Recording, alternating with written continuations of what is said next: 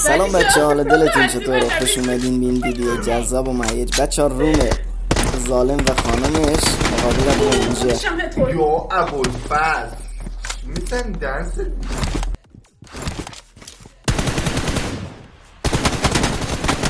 چه تمیز زد اینجا رو بچه ها، خیلی قشنگ زد. اوه ای گو خودم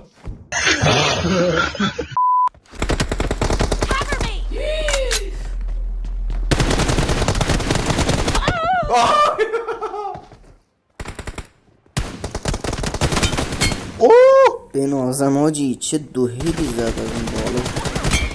اونم آیفون 16 13 چیز داشته باشه. واقعا خوابیدی اینجا چیکار کنی؟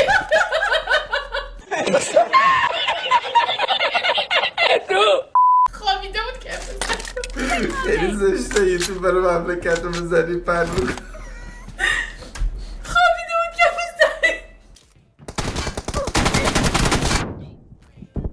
اینجاست که رنجر پن میشه آجی. اینجا رو ببینیم مایتابه به دست. میتی نرو وای اشتباه شد اومدم برم بالایی. حریف قدره وای چجوری تیده پله رو برم بالایی. حریف قدره ولش کن. او انتقام گرفت. میکروفون 12 میلیون داداش. اینجا همونجاست که فیس شد. میدی میتونم فیست کنم یا نه؟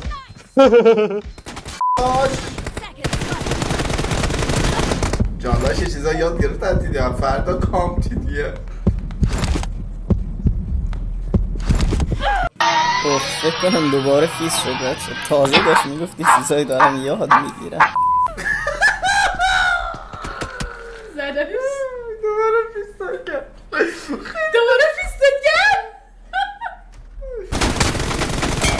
این همون صحنه است و صحنه بدی بود واسه ظالم.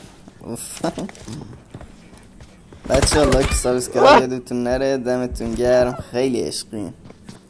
و اینکه بچه ها ویدیو کامل اینو میتونین داخل یوتیوب ظالم نگاه کنید.